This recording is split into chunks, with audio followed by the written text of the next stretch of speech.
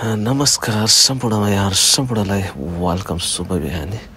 तपाईहरु जो जहाँबाट हेर्दै हुनुहुन्छ सम्पूर्णलाई मेरो च्यानलले मन पराइदिनु हुने सम्पूर्ण आम श्रोताहरुलाई के भन्न चाहन्छु भने तपाईहरु मेरो च्यानललाई सब्स्क्राइब गरिदिन सक्नुहुनेछ र शेयर लाइक कमेन्ट गरिदिन सक्नुहुन्छ।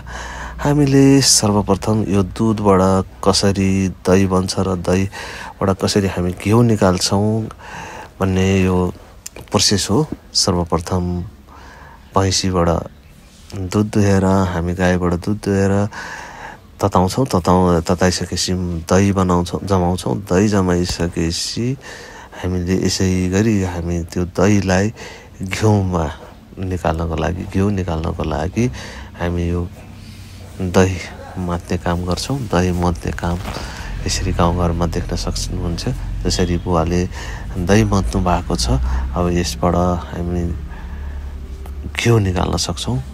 एकदमै घिउ निकाल्ने प्रोसेस त्यति भन्ने जतिको सजिलो छैन।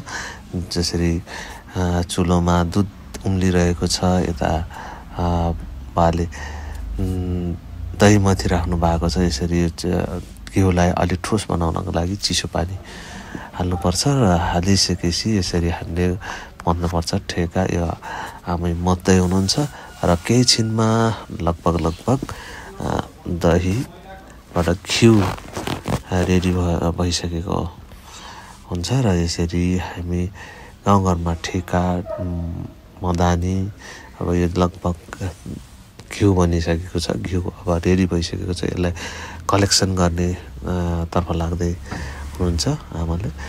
हामी देख्न सक्छौं यसरी। तर घिउ निकाल्न त्यति सजिलो छैन। सर्वप्रथम गाई भैँसीलाई हुर्काउनु पर्यो। गाई भैँसी हुर्काइसकेपछि घाँस पराल गर्न पर्यो। घाँस खुवाइसकेपछि हुर्किसकेपछि बल्ल दूध दिन थालेपछि अनि त्यहाँबाट तताइसकेपछि दहीबाट तताइसकेपछि घिउमा परिणत हुन्छ। जसरी आमाले अब त्यो यताको करेमा देख्न सक्नुहुनेछ नौनी घिउ यसरी कलेक्सन गर्न सकिन्छ। त्यहाँ ठेकाबाट अब घिउ निकाल्नको लागि तयारीमा हुनुहुन्छ। तपाईहरुले देख्न सक्नुहुनेछ। जस्तै आमाले अब एकदमै त्यसलाई कलेक्सन गर्दै हुनुहुन्छ। थोरै कलेक्सन गरे पनि धेरै हुन्छ भन्ने र उहाँले यो कलेक्सन गर्दै हुनुहुन्छ है। दहीबाट घिउ अब एकदमै हामी घिउ निकालिसक्छौं। अब थोरै केही छिनको प्रतीक्षामा बसौं। अब घिउ निकाल्दै हुनुहुन्छ। अब देख्न सक्नुहुनेछ यो चाहिँ एकदमै मूल्यवान, एकदमै पौष्टिक, हाम्रो शरीरलाई एकदमै तन्दुरुस्त फ्याट दिने यो चाहिँ नौनी घिउ बनिन्छ। अब ठेकाबाट आमाले निकाल्दै हुनुहुन्छ। देख्न सक्नुहुनेछ। अब थोरै त्यो घिउलाई चाहिँ नहोस् भनेर थोरै चिसो पानीले ठोसमा आओस् भनेर यसरी निकाल्दै हुनुहुन्छ। ल देख्न सक्नुहुन्छ। अब निकाल्दै हुनुहुन्छ। हेर्नुहोस् है। अब निकालेर यो कराईमा राखेर फेरि हामीले तताउनु पर्छ। तताइसकेपछि यो नौनी घिउलाई खार्नुपर्छ र हामी पौष्टिक घिउ अनि मात्र तयारी हुन्छ। तपाईहरुले देख्न सक्नुहुनेछ। ल आमाले निकाल्दै हुनुहुन्छ है। त्यो कलेक्सन गर्दै हुनुहुन्छ। हाम्रो यो हातमा देख्नुस्। हेर्नुहोस् त देख्न सक्नुहुनेछ। यो चाहिँ कति मूल्यवान घिउ छ।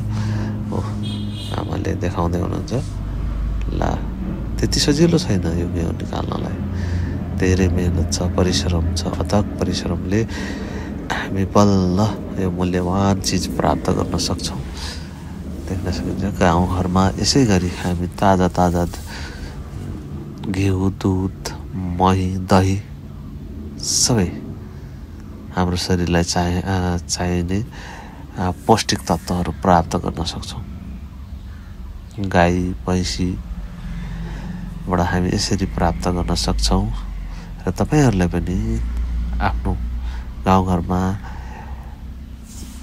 यसै गरी दुध दही बाट घिउ निकाल्ने प्रोसेस हेर्नुहोस् त दुध कति राम्रो छ कति दुधको तर देख्न सक्नुहुन्छ यसरी ठेका अब मही तयार भइसकेछ यो मही फेरि हामीले खान्छौँ हामी सबैले खान्छौँ एकदमै राम्रो छ यो चाहिँ नुहाउने घिउ लास्टमा यो नुहाउने घिउ नै प्राप्त हुन्छ यो शरीरलाई एकदमै पौष्टिकता प्रदान गर्ने यो चरा पनि देख्न सक्छौँ हाम्रो घरमा गौँथली बन्यो चिरिबिरी च्यार भन्ने एउटा कविता हामी सानो हुँदाखेरि पढेका थियौँ त्यही आभास भयो मलाई त्यसलाई पनि कैद गर्न मैले छोडेँ उसले बिस्ट्याइ गर्दा